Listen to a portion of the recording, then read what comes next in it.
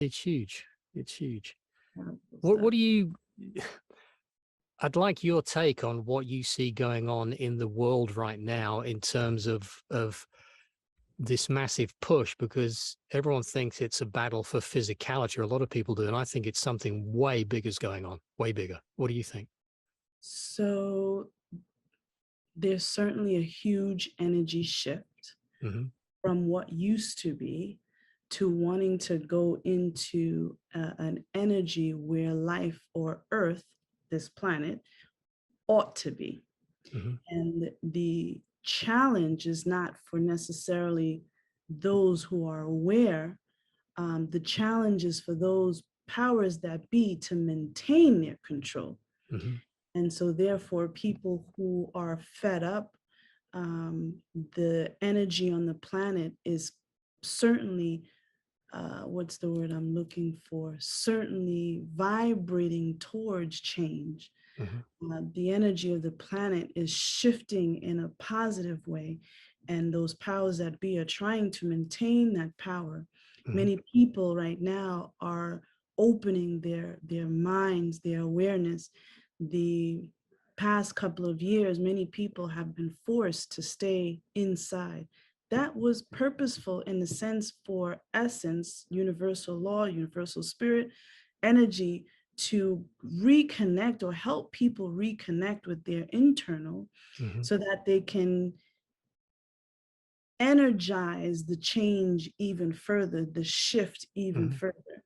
You notice that many power or many, I guess, the president then in the United States and different presidents or prime ministers of different countries were at war or in discourse, not necessarily war. All of that still is purposeful to shift the energy that was the status quo that was Hmm. to something even bigger. And I say this loosely. I haven't really narrowed in, but certainly saying that loosely to say that there's certainly a shift happening, and Hmm. it has been happening. They say we're in the age of Aquarius. I mean, that's huge. Hmm. It's huge. I mean, I'm still myself wanting to center myself to really feel more of what's happening, but I certainly know that energetical pull is real, and I feel it on a day-to-day basis, and I'm Hmm. oftentimes left to just feel it and ride the energy as opposed to trying to understand it mentally, but Hmm. certainly be available emotionally and spiritually available for that shift, and allow that shift to shift me in the positive and in the Hmm. highest and best way. Hmm. No, no, I'd go along with that. Mm-hmm.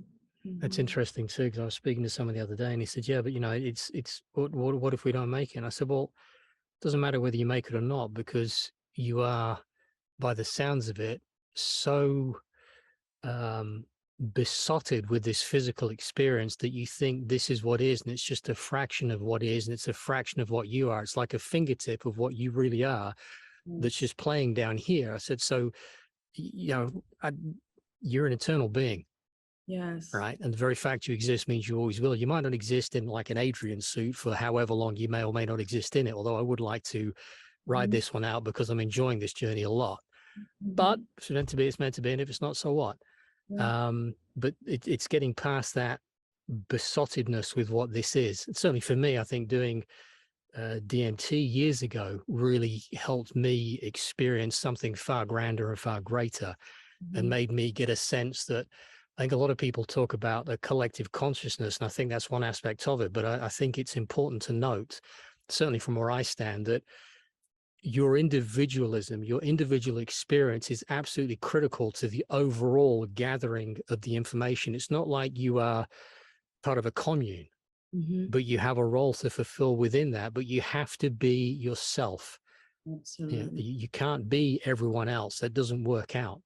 Absolutely. Absolutely. It's like we are, like you have this puzzle, and everyone is a piece of that Yep. puzzle, Yep. but it has to have the right shape and be in its own authentic self to be able to Yep. piece it on the puzzle. You brought me to another